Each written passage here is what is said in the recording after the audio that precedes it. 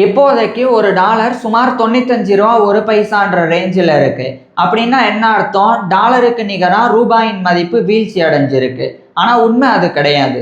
ரூபாய்க்கு நிகராக டாலரினுடைய மதிப்பு உயர்ந்திருக்கு. இதுதான் உண்மை. இது ஏன் அப்படின்றது உங்களுக்கே போக போக புரியும். இப்போ ஒரு டாலர் ஒரு ரூபாய் அப்படின்னு மாறணும். அதாவது டாலருக்கு நிகராக ரூபாயின் மதிப்பும் அதிகரிக்கணும்.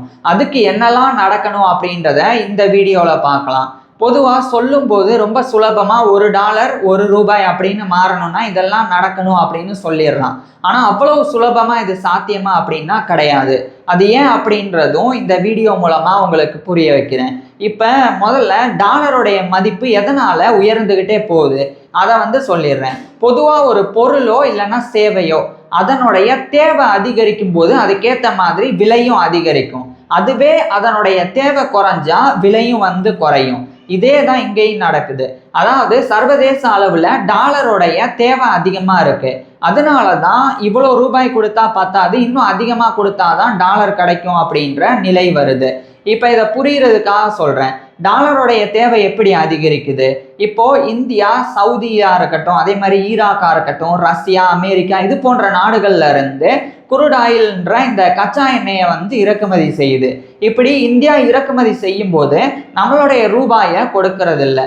ஏன்னா இப்போ ஒரு பேரல் கச்சா எண்ணெய் இருக்குன்னா அது $100, $150 இந்த மாதிரி தான் இருக்கும். அப்போ அந்த பேரலை நம்ம வாங்கும்போது டாலரை வச்சு தான் வாங்குவோம். இப்போ டாலர் நம்ம கையில் இருக்குமான்னா பொதுவாக இருக்காது. நம்மகிட்ட ரூபாய் இருக்கும். அப்போ நமக்கு டாலர் வேணும்னா என்ன பண்ணுவோம்? பேங்க்கில் நம்மளுடைய ரூபாயை கொடுத்து டாலரை வாங்குவோம். இப்போ உதாரணத்துக்கு 95 ரூபா இருக்குன்னு வச்சுக்குவோம் ஒரு டாலர்.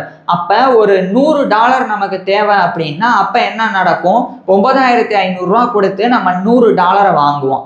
இப்போ நம்மளுடைய பணம் சப்ளை ஆகுது.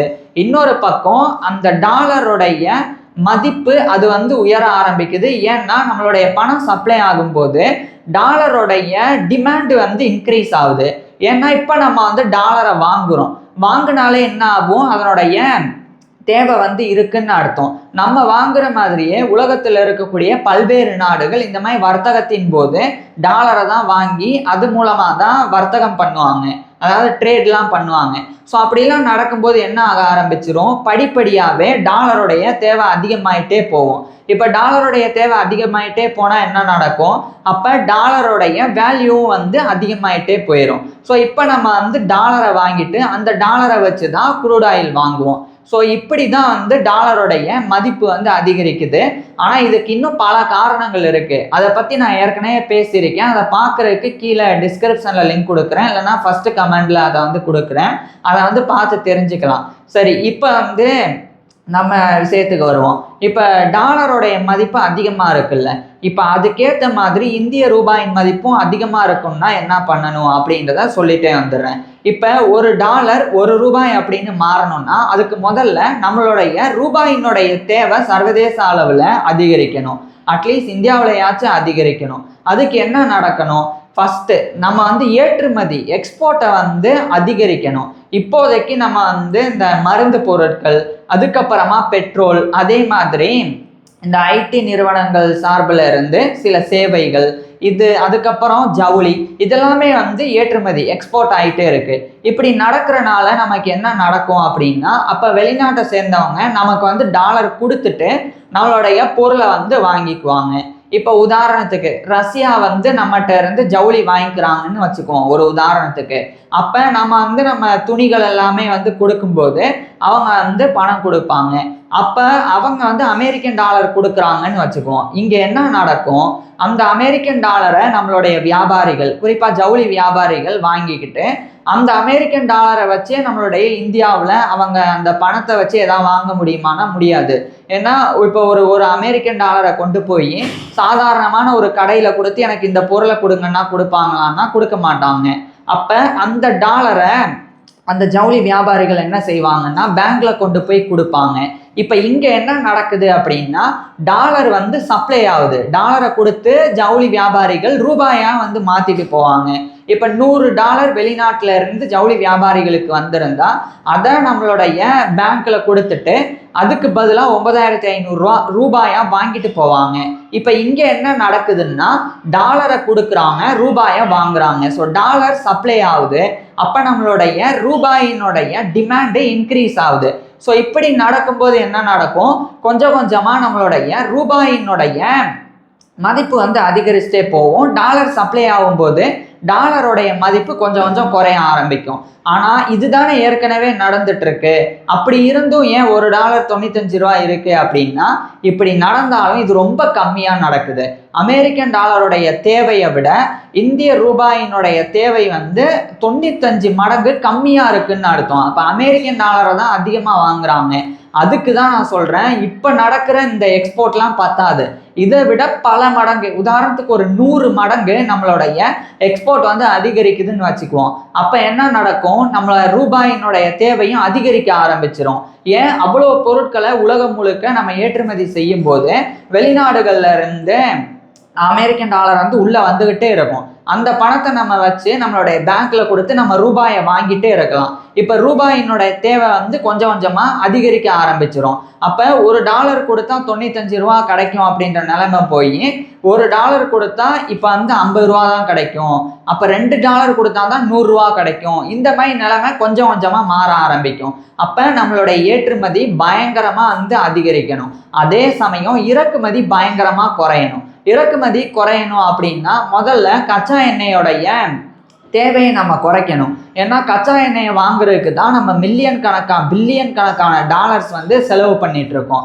அவ்வளோ பணத்தை வந்து நம்ம கொடுத்துட்டு இருக்கோம். அதாவது இப்போ நான் ஆரம்பத்தில் சொன்ன மாதிரி கச்சா எண்ணெயை நம்ம வாங்குறதுக்காகவே தேவையில்லாமல் அமெரிக்கன் டாலரை வாங்கி நம்மளுடைய ரூபாயை சப்ளை பண்ணி அமெரிக்கன் டாலருடைய டிமாண்டை இன்க்ரீஸ் பண்ணிட்டு இருக்கோம். இதனால என்ன நடக்குது பாருங்க, அமெரிக்கன் டாலருடைய அந்த தேவை டிமாண்ட் இன்க்ரீஸ் ஆகும்போது அதனுடைய வேல்யூ அதிகமாகுது. நம்ம ரூபாய் சப்ளை ஆகும்போது அதுக்கேற்ற மாதிரி நம்ம ரூபாயினுடைய மதிப்பு குறையுது. இப்போ நம்ம ஏற்றுமதியே குறைச்சிக்கிட்டா அதுக்கு தான் நம்மளுடைய அரசாங்கம் எலக்ட்ரிக் வெஹிக்கிள்ஸை வந்து கொண்டு வரணும் அப்படின்னு முயற்சி செய்கிறாங்க. அதாவது ஏற்கனவே எலக்ட்ரிக் வெஹிக்கிள்ஸ்லாம் வந்துருச்சு தான், இருந்தாலும் இது வந்து பரவலாக்கப்படணும். நம்ம வந்து பெட்ரோலை சார்ந்து இருக்கிறோம்ல, பைக் ஓட்டுறது, கார் ஓட்டுறது அப்படின்னு, அது வந்து குறைக்கப்படணும். நம்ம பெட்ரோலோடைய தேவை நம்மளே குறைச்சிக்கிட்டோம்னா நம்மளுடைய கவர்மெண்ட்டும் வெளிநாட்டில இருந்து கச்சா எண்ணெயை இறக்குமதி செய்கிறத அப்படியே குறைச்சிட்டே போவாங்க. இப்படி குறைக்கும் போது அது வந்து மறைமுகமாக என்ன நடக்கும், நமக்கு தேவையான அமெரிக்கன் டாலர் அதனுடைய தேவை வந்து குறையும். இப்போ தேவை குறைஞ்சா என்ன நடக்கும், அமெரிக்கன் டாலருடைய வேல்யூ வந்து டிக்ரீஸ் ஆகும். அப்போ ஆட்டோமேட்டிக்காகவே நம்மளுடைய ரூபாயோடைய மதிப்பு கொஞ்சம் கொஞ்சமாக இன்க்ரீஸ் ஆக ஆரம்பிச்சிடும். ஸோ கச்சா எண்ணெயை குறைக்கிறதுக்கு நம்ம 2 விஷயம் பண்ணணும். ஒன்று, எலக்ட்ரிக் வெஹிக்கிள்ஸை வந்து அதிகப்படுத்தணும். இன்னொரு பக்கம் உள்நாட்டிலேயே எரிசக்தி உற்பத்தி செய்கிறதுக்கு என்னெல்லாம் பண்ணணுமோ அந்த எல்லா நடவடிக்கையும் நம்ம எடுக்க ஆரம்பிக்கணும். அது ஏற்கனவே பண்ண ஆரம்பிச்சுட்டாங்க, இருந்தாலும் இது வந்து பத்தாது, இன்னும் வேகம் எடுக்கணும். அதே மாதிரி இளைஞர்களும் புரிஞ்சுக்கணும், தேவையில்லாமல் வண்டியை நீங்கள் பக்கத்தில் தான் போகிறீங்க அப்படின்னா நீங்கள் சைக்கிள் எடுத்துகிட்டு கூட போகலாம். ஆனால் தேவையில்லாமல் நீங்கள் பைக்கை கொண்டு போகும்போது பெட்ரோலை அதிகமாக நீங்கள் தீர்க்குறீங்க. அது மட்டும் இல்லாமல் தேவையில்லாமல் இந்த ஸ்டைலுக்காகவும் பந்தாக்காகவும் வேகமாக போகிறது, இல்லைன்னா ஒரே இடத்துல நின்று பைக்கை முறுக்கிறது, இது மாதிரி பண்ணும்போது அவசியம் இல்லாமலே அந்த பெட்ரோலோடைய தேவை வந்து அதிகரிச்சிடும். ஏன்னா பெட்ரோல் சும்மா வந்து காலியாகிட்டே இருக்கும். அதே மாதிரி அதிகமாக நம்ம வந்து பப்ளிக் டிரான்ஸ்போர்ட்டை யூஸ் பண்ணணும். இப்போ ஆளுக்கு ஒவ்வொரு பைக் எடுத்துகிட்டு ஒவ்வொரு காரை எடுத்துகிட்டு சுற்றுறதுக்கு பதிலாக பப்ளிக் டிரான்ஸ்போர்ட்டில் போக ஆரம்பிக்கும் போது ஒரு பஸ்ஸு நீங்கள் ஏறினாலும் ஏறலைன்னாலும் கவர்மெண்ட் பஸ் ஒரு இடத்துல இருந்து இன்னொரு இடத்துக்கு போகுதுன்னா அந்த பெட்ரோல் தான் வந்து காலியாக போகுது.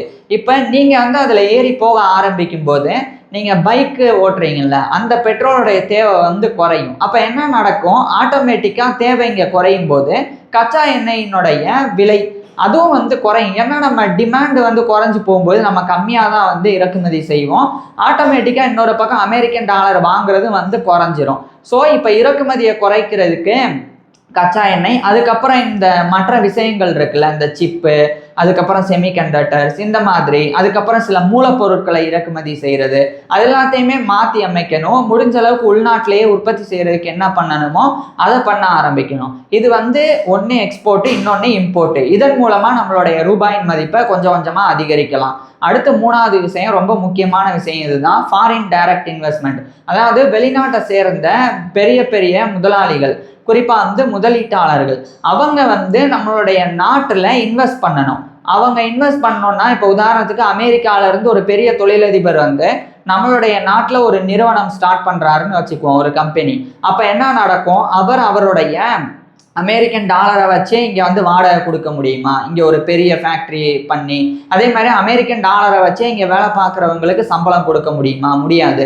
அப்போ அவங்க என்ன பண்ணணும், அமெரிக்கன் டாலர் கொண்டு வந்தாலும் அதை நம்மளுடைய பேங்க்ல கொடுத்துட்டு அதை ரூபாயாக மாற்றி ஆகணும். இப்போ என்ன நடக்கும், அவங்க லட்சக்கணக்கான டாலர்ஸ் கொண்டு வந்து பேங்க்ல கொடுத்து அதை ரூபாயாக மாற்றணும். மாற்றும் போது லட்சக்கணக்கான டாலர்ஸ் இங்கே சப்ளை ஆகும், கோடிக்கணக்கான ரூபாய்கள் இங்கே வந்து டிமாண்ட் ஆகும். அப்போ நம்மளுடைய ரூபாயினுடைய டிமாண்ட் அதிகமாகி ஆட்டோமேட்டிக்காக அதனுடைய வேல்யூ வந்து கொஞ்சம் கொஞ்சமாக இன்க்ரீஸ் ஆக ஆரம்பிச்சிடும். இப்படி அவங்க ஃபாரின் டைரக்ட் இன்வெஸ்ட்மெண்ட் உள்ளே வர்றனால இன்னும் நிறைய நல்ல விஷயம் நடக்கும். என்ன, இங்கே வந்து பெரிய பெரிய தொழிற்சாலைகள் வந்தால் இங்கே வந்து வேலைக்கு அவங்களுக்கு ஆட்கள் தேவைப்படுவாங்க. அப்போ இங்கே வேலை இல்லாமல் சுத்தக்கூடிய இளைஞர்கள் அல்லது மற்றவங்க, அவங்களுக்கு எல்லாருக்குமே வந்து வேலை கிடைக்க ஆரம்பிக்கும். அப்போ அவங்க வந்து சம்பளமும் கொடுக்க ஆரம்பிப்பாங்க, இங்கேயே தொழிலும் தொடங்குவாங்க, இங்கேயே எல்லா முன்னேற்றமும் நடக்கும். So export, import, foreign direct investment, இந்த மூணுமே வந்து இவ்வளோ அசுர வேகத்தில் அதிகரித்தா $1 அப்படின்றது ரொம்ப வேகமாகவே ₹1 அப்படின்னு மாறும். ஏன் இன்னும் சொல்ல போனால் $1 அப்படின்றது 50 பைசா கூட மாறும். ஆனால் இது இவ்வளோ சுலபமாக நான் சொன்ன அளவுக்குன்னா, நான் ஆரம்பத்தில் சொன்ன மாதிரி நீங்களே யோசிச்சு பாருங்க, இது சாத்தியமா? ஒவ்வொரு ஆள்கிட்டையும் போய் பெட்ரோலை கம்மியாக யூஸ் பண்ணுங்க, எலக்ட்ரிக் வெஹிக்கிள்ஸே வாங்குங்கன்னு நம்ம சொல்ல முடியுமா? ஏன்னா எலக்ட்ரிக் வெஹிக்கிள்ஸும் வந்து இப்போ அந்தளவுக்கு யூஸ் பண்ணுறதுக்கு ஏதுவாகவும் இல்லை. அதில் இன்னும் நிறைய இம்ப்ரூவ்மெண்ட்ஸ் தேவைப்படுது. எலக்ட்ரிக் வெஹிக்கிள்ஸை வச்சு நம்ம வேகமாக ஒரு இடத்துக்கு போக முடியாது. சார்ஜ் தீர்ந்து போச்சு அப்படின்னா அப்போ என்ன பண்ணுறது அப்படின்ற கேள்விலாம் இருக்குது. ஸோ இதெல்லாத்தையும் வந்து எப்போ நம்மளுடைய நாடு ஓவர் கம் பண்ணுதோ, எப்போ நம்மளை சார்ந்து, அதாவது தான் வந்து தற்சார்பு பொருளாதாரம் அப்படின்றது, எப்போ நம்மளை சார்ந்து இறக்குமதியை குறைச்சிக்கிட்டு ஏற்றுமதியை அதிகரிக்கிறோமோ அப்போ தான் எல்லா விஷயங்கள்லையுமே நமக்கு நன்மை நடக்கும். அப்போ தான் இந்த $1 அப்படின்றது ₹1 அப்படின்னு மாற ஆரம்பிக்கும். இப்போ $1 ₹1 மாறிடுச்சுன்னா நமக்கு நல்லதான்னா, இதில் தான் ஒரு ட்விஸ்ட்டு. என்னன்னா, $1 ₹1 அப்படின்னு மாறுனா அப்போ நமக்கு நிறைய பிரச்சனை இருக்குது. அது என்னென்ன பிரச்சனைன்றதை அடுத்த வீடியோவில் பார்க்கலாம். அதுக்கு முன்னாடி இது உங்களுக்கு புரிஞ்சுதா இல்லை புரியலையா அதை வந்து கீழே கமெண்ட்டில் சொல்லுங்கள். என்ன கேள்வி இருந்தாலும் அதை கேளுங்க, கண்டிப்பாக நான் வந்து அதுக்கு ரிப்ளை பண்ணுறேன். தேங்க்யூ.